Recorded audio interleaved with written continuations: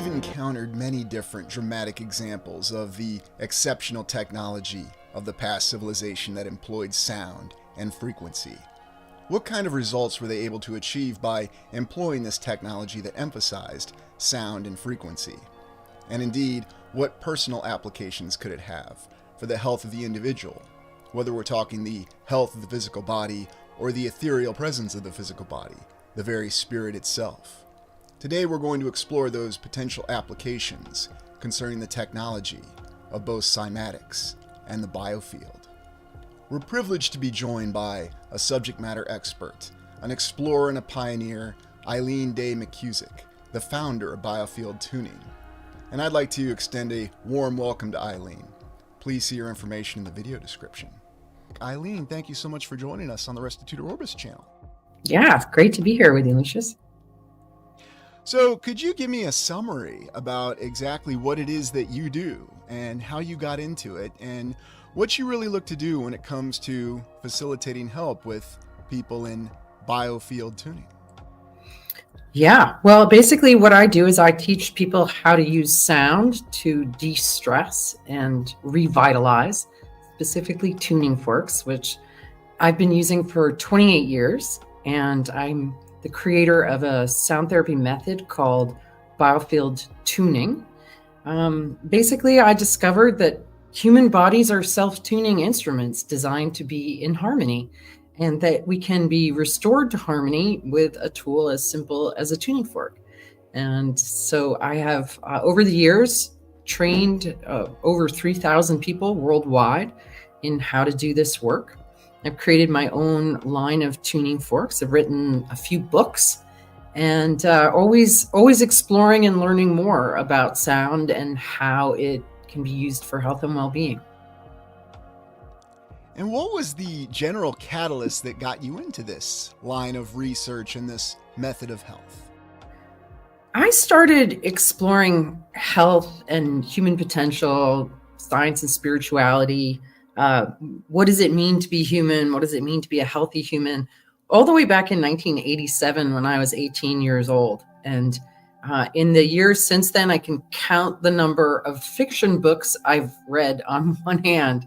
I just ended up being a researcher and a deep diver, and have pursued just following my own curiosity. I think anyone who's a researcher knows that you end up with a trail of crumbs, and one thing leads to the next and to the next and to the next. And so my trail of crumbs led me to vibrational medicine in 1996 and the idea of using color, sound, and music in healing, which resonated for me. And I just went off on a very deep dive to learn everything I could. And I'm still learning. So it was really motivated by my own seeking to heal myself, recognizing that that the world and the culture and my childhood had damaged me, had splintered me, and was really just looking to get back to my own sense of wholeness. And in the process of seeking to heal myself, I've helped others to do the same. And what have been some of the most profound experiences you've had when it's come to helping others? What have been some of those transitional experiences that you feel have continued to move you along on this path that you'd be comfortable with sharing? Well, tuning forks and energy fields, especially all the way back in 1996 in Connecticut, where I was at the time, it's been a bit of a tough row to hoe because for whatever reason, people have been subtly programmed to associate the concept of tuning fork healing with extreme woo. And I've had to really seek to understand the physics of it, the science of it, in order to make it digestible for people, to help people get past that woo bell that goes off when they hear things like this. Because when you scrape a little bit under the surface, it's actually all very logical and based in science that we already understand. But I was very sensitive to people's criticisms, and I certainly never would have continued to pursue this path if it hadn't been continually surprising, mysterious, intriguing. I'm certainly one of those people that tries many things and abandons many things. So the fascination with this and the seeing the outcomes with my clients, I certainly never would have continued to go forward if I wasn't seeing remarkable shifts with people. I would say at its most fundamental level, the tuning forks help get the noise out of our signal, out of our electrical signal, because we have an electrical system that we're not taught about. And that helps us to relax. And I really come to the conclusion that pretty much everything that people suffer from, physical, mental, emotional imbalances, that this is all tension based. That when the body is experiences any kind of trauma, it contracts, it restricts, and that restriction creates inflammation. It stops energy, blood, lymph from flowing, and things start misfiring because they're not getting the nourishment on every level that they need. So what the tuning forks really do is help us to relax subconscious tension, which then allows the body to fix itself. So there's certain things that I've observed over the years that it's particularly helpful for. Anything that's rhythmic in the body. Just for an example, many people suffer from adrenal exhaustion and adrenal burnout. And if you go to a naturopath, or a functional medicine doctor, they're going to push a lot of expensive supplements, often in plastic bottles, across their desk to you. But what I discovered, what's really going on is that the adrenal rhythm is off. That when we're under long-term stress, our adrenals start running too high and too fast rhythmically.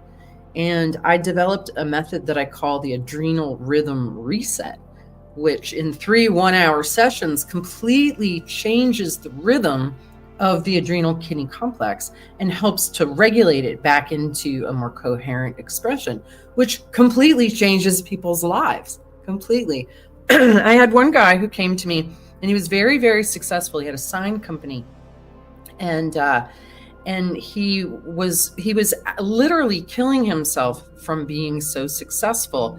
And when he first came in and I listened to him, so I discovered that the adrenals have different properties, that the left adrenal tends to fire more when we're under physical threat, when our organism is in danger, whereas our right adrenal tends to fire more when we're in social stress, money, pressure, that sort of thing.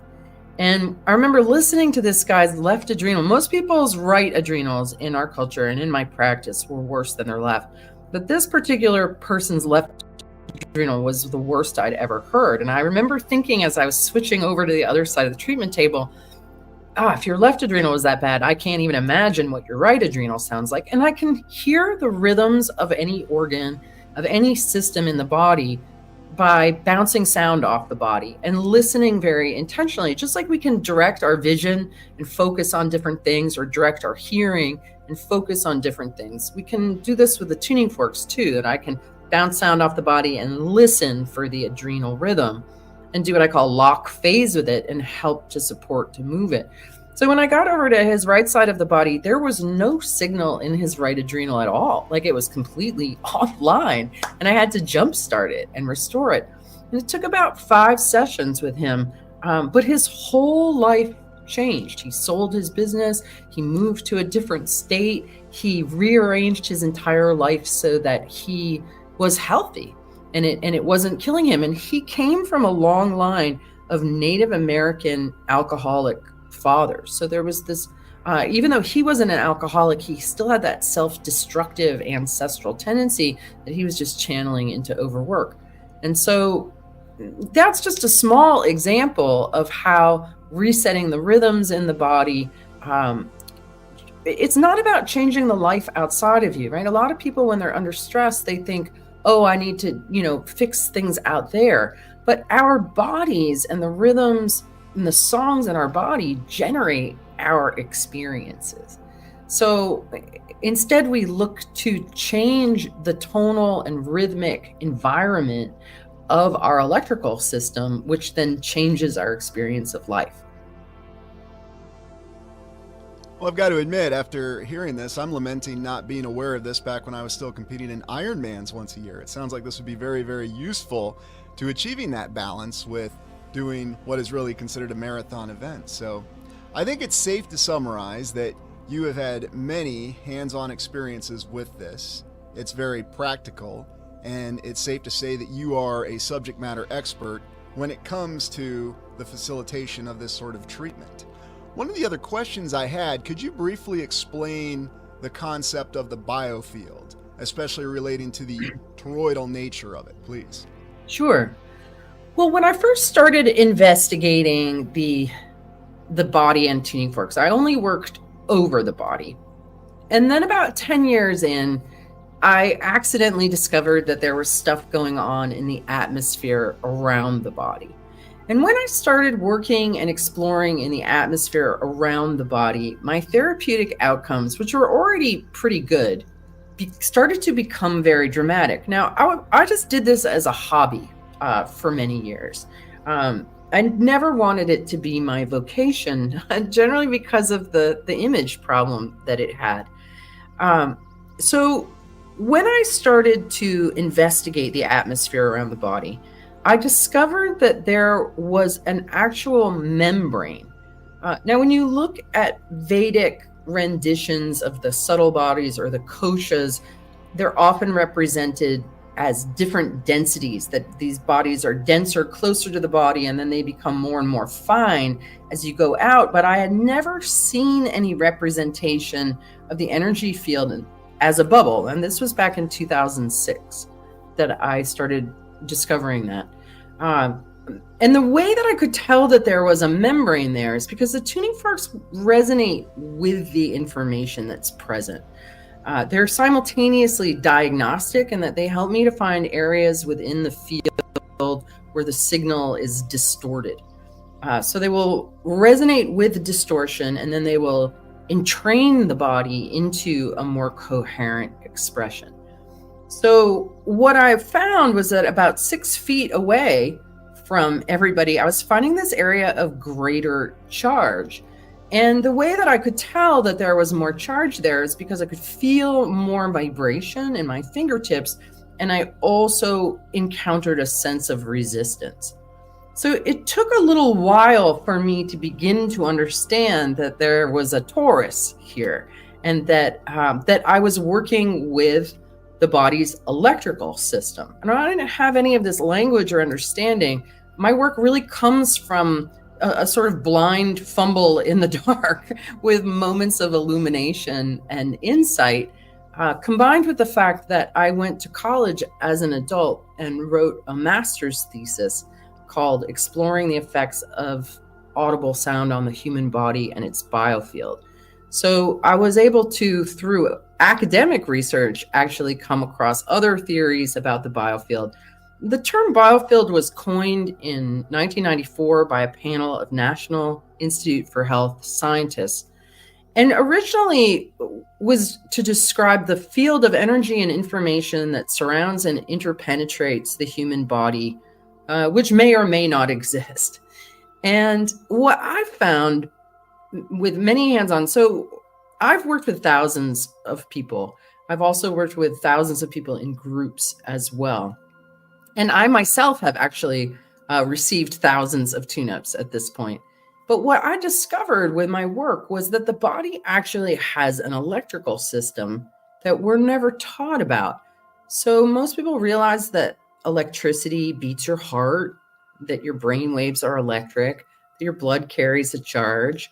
People who are following the work of Gerald Pollack and the idea of easy water, or Jerry Tennant and the idea that you need to have a certain amount of charge across a cell membrane, all points to the fact that we are missing the forest for the trees.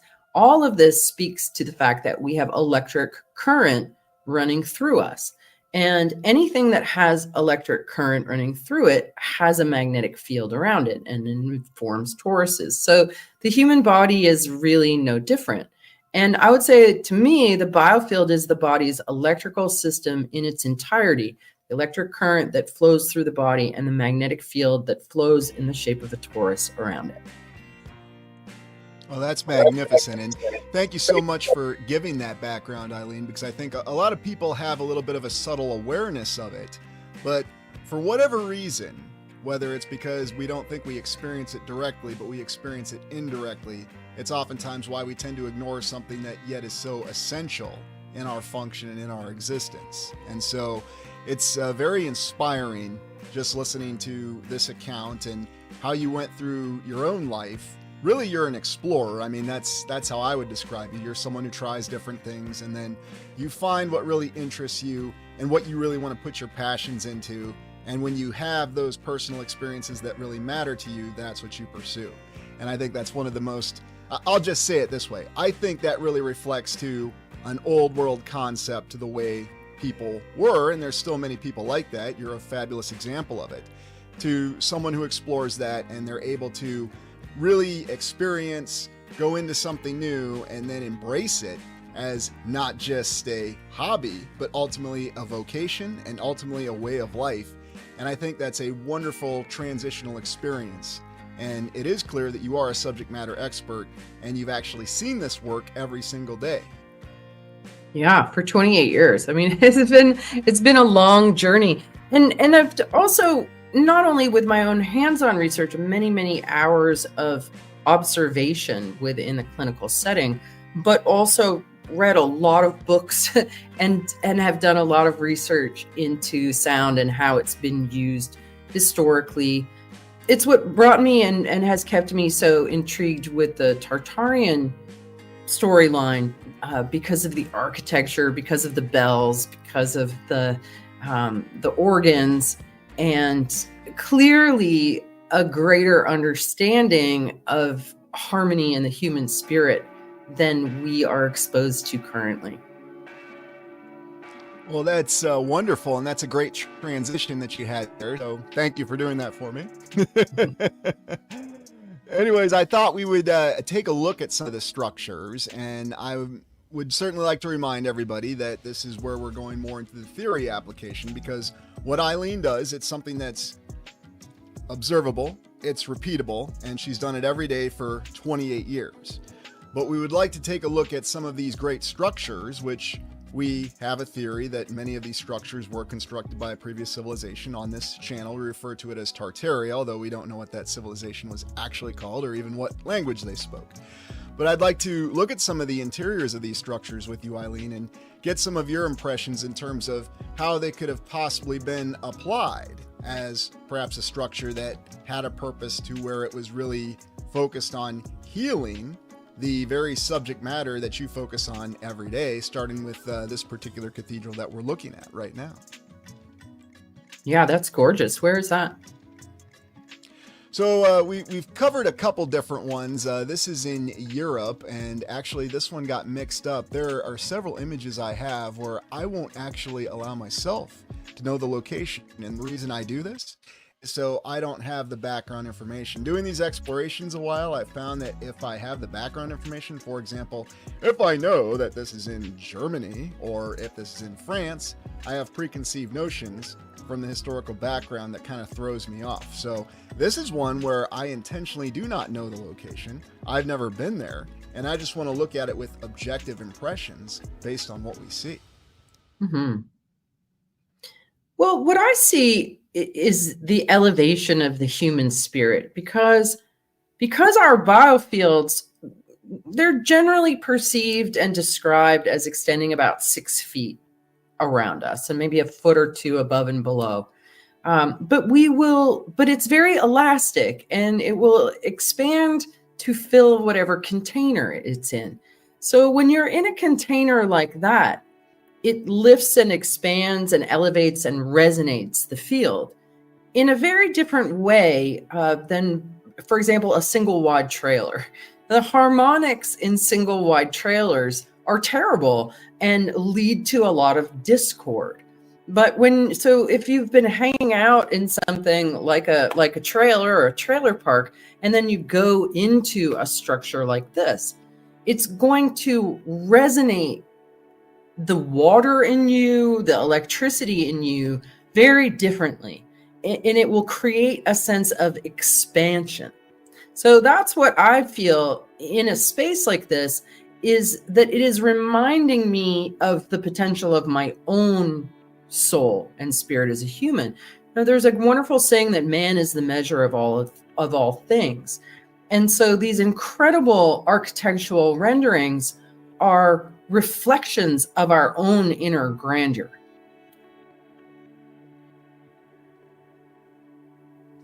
That is a wonderful, wonderful way to summarize it. And I think what you are alluding to, or maybe I should say stating quite directly, is that the way you perceive it is that a structure such as this, with the open space and then the geometrical precision and even the artistic inspiration that goes into the design, it is purpose built to really allow the individual to achieve that renewal of health day to day, as you described it. Yeah, absolutely. And, I'm sure you've come across the research of the woman who went in to many of these cathedrals and she recorded the sound of the empty space and then octavized it up and then put it through cymatic images, and the spaces themselves create cymatic formations, right? And when you think about how we're mostly water, simply sitting in these environments creates coherence in the water in our own bodies. Oh, absolutely. And yes, I have heard about that. And so we'll move on to this particular structure. And this has been featured in a couple different explorations on the Lucius Aurelian channel. This is Union Station in St. Louis, Missouri, constructed circa 1890s. Of course, we always have the question mark on that. And what we have here is a nice little castle that appears to be constructed of what looks to be limestone. Of course, we always question what the exact composition of the construction material is. And why do we build a castle for a train station? Because that's all this was originally. And even on the exterior, we can see that it has the hallmarks of artistic appreciation, such as having this ancillary tower off of the main tower and these turrets. I mean, this certainly wasn't constructed for defensive purposes. But this continues to this day, and yet when you go inside, you encounter this little anomaly with these arches, and indeed they even have this one called Whispering Arch, an architectural accident or the sharer of secrets. And of course they say that when the station was built, workmen dropped a hammer and they heard the sound on the other side 40 feet away. And it was an unintentional discovery. It's the whispering voice. And now to this day, you can go to Whispering Arch, stand on opposite sides, and whisper to one another. And what are your thoughts on what that potentially shows us? Well, when you first shared this with me and I went to look at it, what it brought to mind for me was something kind of interesting. And that is the concept of ley lines or dragon lines, which I discovered are the same thing as telluric currents. And telluric currents are scientific phenomenon, but dragon lines are woo. But they're essentially the same thing.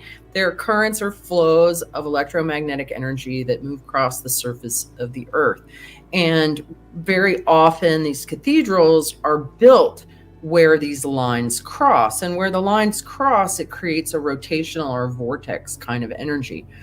I have a friend, this was years ago, who did a project on labyrinths, and she had to construct a labyrinth. And so I knew that I had a telluric current that flowed across my property. And we brought in a fellow by the name of Patrick McManaway, a very well-known dowser and geomancer, to help us to build this. And while we were outside in the dragon line itself, he explained to us this concept, and I wish I could remember what he called it, because the only thing that's in my mind is whispering up the dragon's butt. But that is not really what it was. But it was the idea that when you are in a telluric current, because there is a flow of charge, and if you're sensitive, you can feel it. You can feel when you step into a dragon line, you can feel that flow. It feels a little cooler. It feels a little faster. And he had us get many feet apart, maybe 100 feet, and just speak in the dragon line. and we could hear it because the sound was carried along the electromagnetic current. So I think what we have here is a combination of, there is a telluric current that is being harnessed or captured by that, in that space. All these old world buildings, they were very mindful about those kinds of energies, combined with the architecture that enhances that experience. So I think the architecture amplifies the geomagnetic earth energy. And so what you're experiencing is a combination of the two. And it's so silly that they say that it was accidental. I mean, it's just ridiculous. They had a very clear understanding of what they were doing, constructing these the way they did. Well, and on that note, you say that, and when you look at the interior of Union Station, you see this with all these fine arches. And this is oftentimes what you'll see in what we consider bona fide, legitimate old world architecture, is there are so many arches, and yet fortuitously they just happen to serve this purpose that, yes, you can drop a hammer 40 feet away from me and I'll hear it, you can whisper to me and I'll hear exactly what you're saying, or was it designed with an intention behind it? And based on what you were mentioning, there's actually another scientifically bona fide principle called rum lines, or loxodromes, which are the actual method that sailors use for proper navigation, because it operates much differently than what you might think with navigation. And the principle it operates on is actually much more closely related to what you were just talking about. And we recently explored that in a live stream. And just to recollect for everybody, or for people who haven't heard about it yet, in navigation, a rum line or a loxodrome is an arc crossing all meridians of longitude at the same angle. It's a path with constant azimuth, bearing is measured relative to true north. Navigation on a fixed course would result in a rum line or a rum line track. And here you can see in the diagram exactly what it looks like. And this is how you do proper navigation if you're in a ship crossing the ocean. It doesn't operate the way you think it would, contrary to what we think or what we believe the shape of the realm or the land or the world, whatever you want to call it, may be. Oddly enough, it is all interconnected in many fundamental ways. And I think what you were describing is another example of those fundamental connections, the actual connection between the individual all the way to the land. Yeah, absolutely. Absolutely. And one of the things that we discovered in exploring these was that these telluric currents actually have double layer membranes, which they would have to, right? Otherwise they'd sort of spill out all over the place. So you can find the edge of a telluric current with a tuning fork, just like you find the edge of a biofield. It's the same kind of structure. Absolutely. And you can see many examples with the architecture that are just, again, fortuitously constructed, whether it's a Grand Central Station in any city that you have where you have this kind of architecture. This is in New York, and you'll see this exact same phenomenon happening, and they have the exact same explanation. Somebody inadvertently dropped something, and then they heard the noise on the other side. Well, again, what makes more sense? If an architect had constructed this, engineers had laid this out with the actual contractors or whoever the workers were that built it, if it was all done purposefully, as we were informed it was done in the 1800s, depending on which train station you're looking at, how could they not be aware of this? How could this simply be a matter of an incident that nobody was planning for? What it sounds to me is you have somebody that was down there the very first time, they were exploring it, and somebody did something, and suddenly they realized, oh, there's this phenomenon that you have this sound that's transmitted across these arches to where I could whisper to you. I mean, that's my read on the situation. I could be wrong, but that seems to make the most sense, especially based on what we have with these origin stories behind these unique phenomenons with these particular structures. Mm-hmm. Yes, it's very clear that there was an absolute intentional intelligence with all of them, and with every detail that they're in. Like none of it is random. No, and that's something that when you look at enough of these structures and you look at them across the land, and you'll see there are certain features behind them that are very well replicated, in addition to the iconography or any of the symbolism, a word we come across a lot. But you transition to old cathedrals, which were informed were constructed during the Middle Ages, and we've done several explorations concerning the Middle Ages, the Dark Ages. It wasn't the Middle Ages, it wasn't the Dark Ages, and granted, this is just an artistic rendering, you know, whether you want to call it a sketch with coloring or a painting or what have you. You notice that you have the features here where you have all the arches, but you also have very fine detailing with geometric precision and intersection here in the ceiling. But then you have the layout of the organ, a very advanced organ, something else that we come across when we look at these cathedrals. So in your experience, Eileen, do you believe that this could be something, or theorize that this could be something that was intentionally constructed to really renew or heal the biofields of people from previous time frames? I mean, it certainly seems that way. And there's no accident that an organ is called an organ. When you think about the human body, health is really a state of harmony. And we are harmonious or dissonant depending on the inputs that we experience. If we're around ugliness and disproportionate things and unhealthy food and bad characters, we contract and we constrict, and disease as a consequence. When you go into a space like this, it immediately invites an opening and expanding. And then when you bring in the organ music, and I don't think, I wish I knew what the music sounded like, because when I listen to the way organs are played, it just doesn't seem quite right to me. I think we're missing some really important elements. But I do know, and the story about the bells, right? I'm sure you've seen the memes where people claim that the bells were to keep the demons away. But I would say that in a way, that's what I do with the forks in the field. Like I'm using the forks like you might use a bell or an organ, with the intention of supporting coherence and order and harmony in the field, which keeps the central channel strong, the outer boundary strong.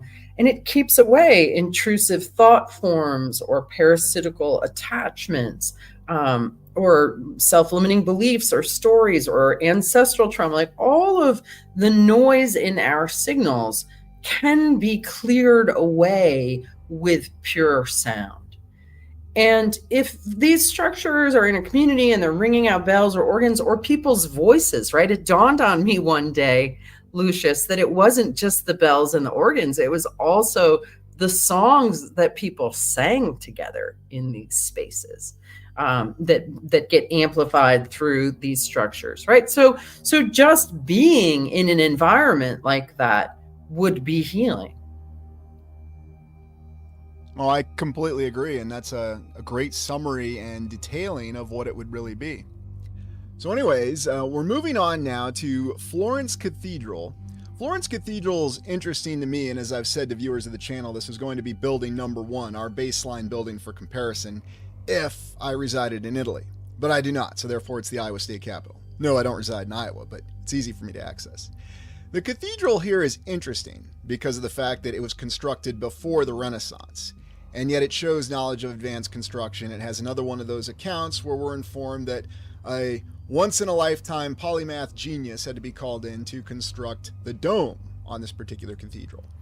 But the layout of the cathedral alludes to something far more advanced, and we have several of these great portal windows, which for whatever reason have this pattern that we affiliate with cymatics to this day.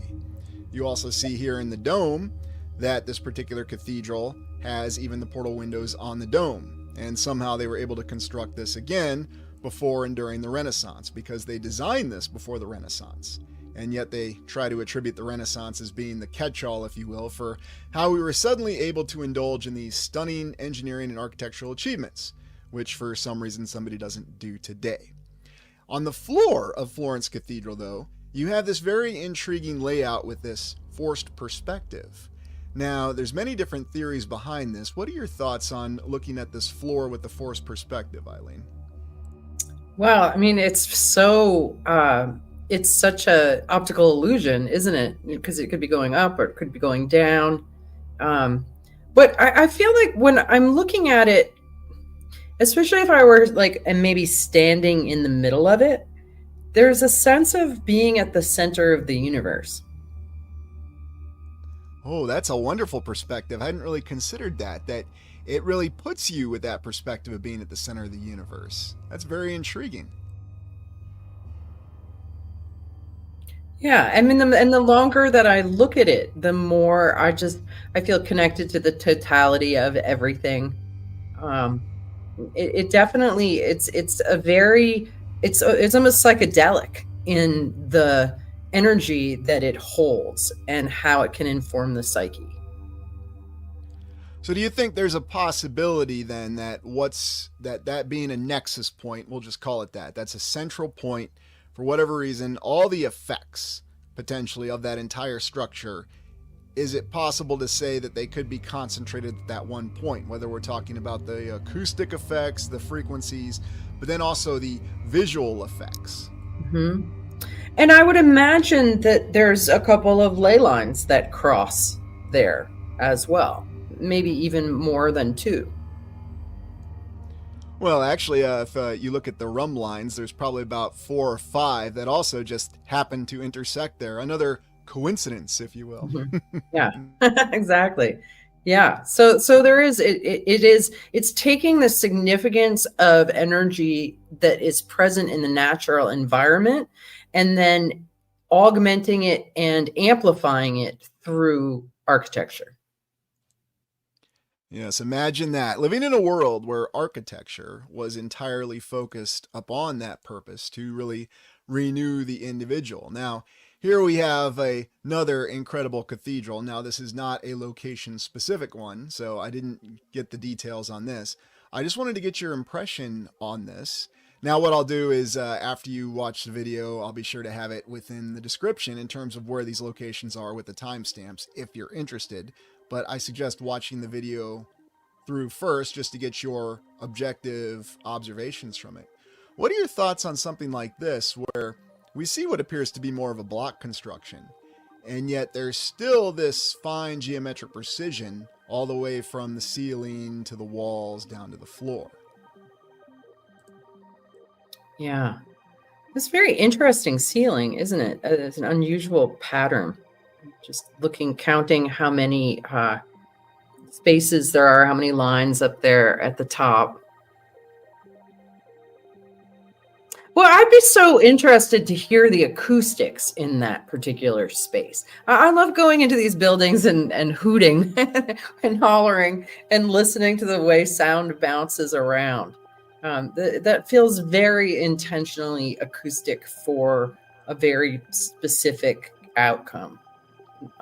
That's my sense looking at it. But yeah, and tuning forks are actually useful to strike in spaces like this too, because I can tell which overtones and undertones are amplified and that sort of thing. But that's how it feels to me. It feels evocative of a particular frequency for a very specific intention.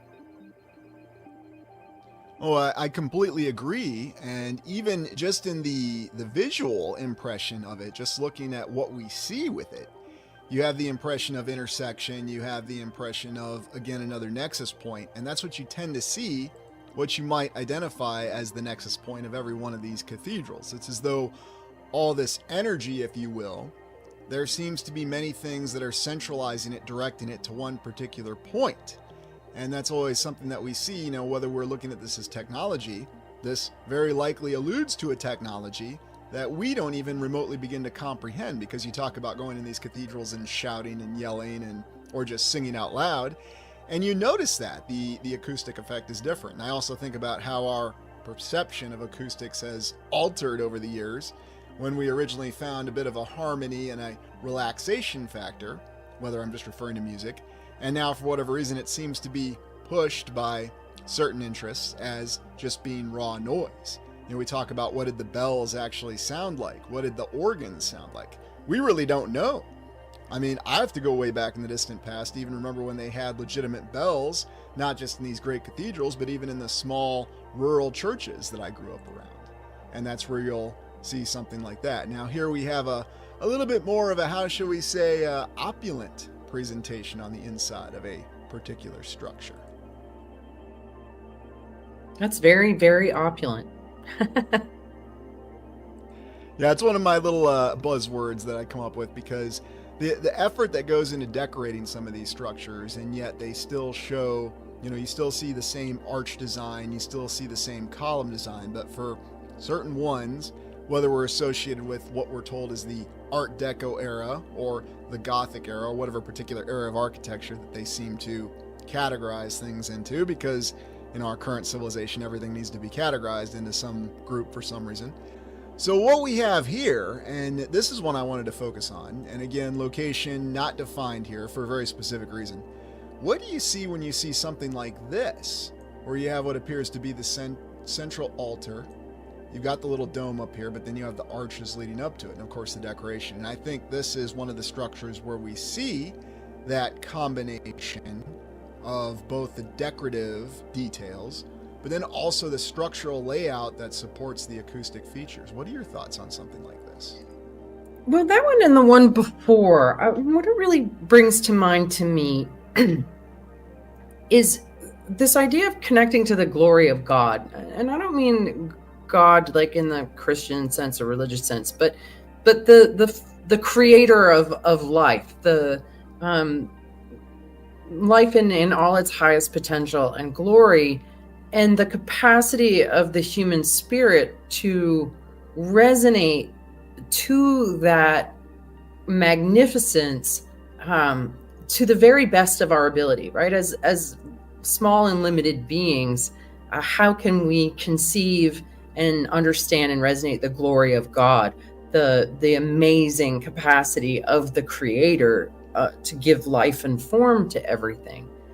So being in a space like that feels like it would amplify my ability to resonate on that wavelength of the glory and the power and the magnificence of life itself. I couldn't say that any better or hear that said any better than that. And that's exactly the impression I have when I look at many of these structures. And I have the impression that a lot of the decoration was either lost or eroded or taken over time. Whether we have an official historical account of it or not, it's just an impression. But then you go to the other detail that we haven't discussed yet with the incredible portal windows, or the rose windows. There's different names for them, but we tend to refer to them as portal windows. But the tremendously sized and detailed, large-scale, geometrically precise windows that you'll find in many of these cathedrals. And not just cathedrals, but even small churches, and not even just churches, but you also find them in other structures, like many a train station and many municipal buildings across the land. And what is your impression when you see something like this, both visually and then how you feel it may allude to what it is that you do? Does it speak to you in a way? Does it give you any inclinations of that? Well, a couple of things come to mind. One is the story that originally there weren't stained glass windows in them, that the doors and that the windows were portals to give shape to the sound that was being generated inside with organs or bells or voices. And then the structure itself became a healing instrument to the community and to the surrounding environment. It definitely, of course, always brings to mind cymatics, and there's lots of images out there of cymatic images in water where specific frequencies give rise to specific patterns. And likewise, specific patterns with sound going through them could give rise to specific frequencies. So that's one thing. The other thing that it brings to mind is star forts and the very intentional geometric shapes of star forts, and how those were also resonating with and informing the landscape, right? Now, so much of it has to do with water, the qualities of water, and water's ability to form in these geometric patterns, like we see in snowflakes or the work of Veda Austin. So I definitely think that they are vehicles of harmony and coherence, however they are being expressed. What do you think, Lucius, as far as the no windows originally theory? Well, I mean, I think that what we had is we had these structures, the very original structures that you referred to, the star forts, which the main theory we have on the channel is that star forts either represent the earlier civilization, which after research for over a year and a half, at least official research, it seems clear that we have absolutely no records of the early civilization. Nothing survived, nothing came through the previous reset. We only have allusions to the last reset and the remaining architecture. So the star forts, if they do reflect the remnants of the previous civilization, or what we call the third era on the channel, there'd be no records of it. What we do have, though, are these particular structures from the fourth era, or what we call the Tartarian era. Do I think there was a time when they didn't have the windows like that? There may well have been.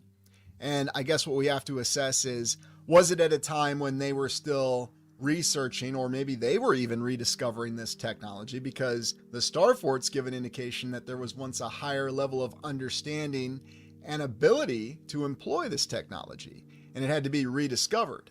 And so going off of that account of the windows, or the portal windows not being present. Well, no, the glass in the windows, the glass in the windows, right? The stained glass was a later addition. That there used to be the structure of the window, but it was, air could flow through it. So that's what I was alluding to, that they were originally constructed without stained glass.